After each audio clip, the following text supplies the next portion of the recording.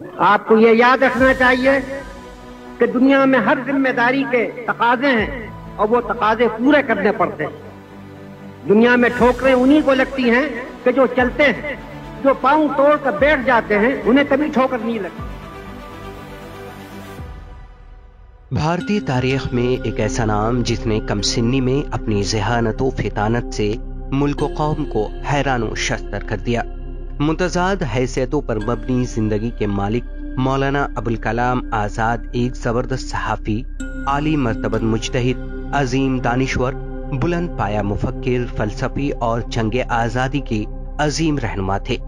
مولانا ابوالکلام آزاد کی پیدائش 1888 میں مکہ معظمہ میں ہوئی۔ ان کا اصل نام محی الدین احمد تھا، مگر ان کے والد مولانا سید محمد خیر الدین ابن احمد انہیں فیروز بخت کے نام سے پکارتے تھے۔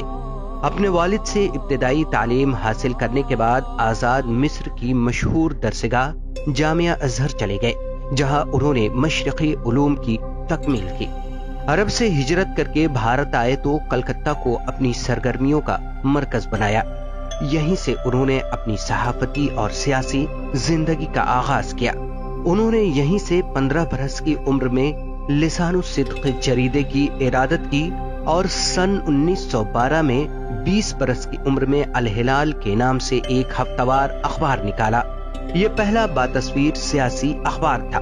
اس اخبار میں انگریزوں کی پالیسیوں کے خلاف مضامین شائع ہوتے تھے، جس پر انگریز حکومت نے پابندی لگا دی۔ اس کے بعد مولانا آزاد نے انگریز مخالف پالیسیوں پر دوسرا البلاغ اخبار جاری کیا۔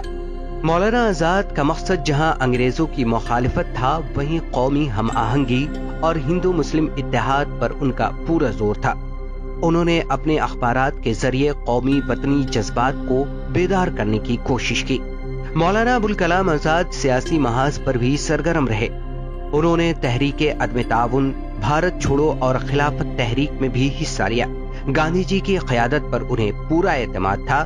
گاندھی کی افکار و نظریات کی تشہیر کے لیے انہوں نے پورے ملک کا دورہ کیا۔ مولانا آزاد ایک اہم قومی لیڈر کی حیثیت سے ابھرے۔ وہ کانگریس پارٹی کے صدر بھی رہے۔ تحریک آزادی کے دوران انہیں جیل کی مشقتیں بھی سہنی پڑی۔ بھارت کی آزادی کے بعد مولانا آزاد ملک کے پہلے وزیر تعلیم بنائے گئے۔ انہوں نے وزیر تعلیم کی حیثیت سے بہت سے اہم کارنامے انجام دیے۔ یونیورسٹی گرانٹ کمیشن اور دیگر تکنیکی، تحقیقی اور ثقافتی ادارے انہی کی دین ہے۔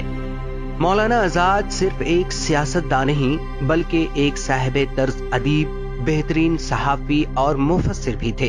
انہوں نے شاعری بھی کی، انشائیے بھی لکھے، سائنسی مضامین بھی تحریر کیے، علم و تحقیقی مقالات بھی لکھے، قرآن کی تفسیر بھی لکھی۔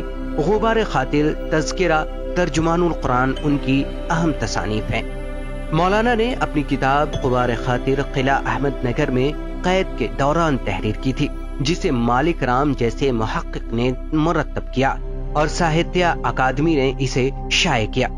مولانا آزاد اپنے عہد کے خداداد صلاحیتوں کے مالک شخص تھے، جس کا اعتراف پوری علمی دنیا کو ہے، اور اسی ذہانت، لیاقت اور مجموعی خدمات کے اعتراف میں انہیں بھارت رتن سے نوازا گیا تھا۔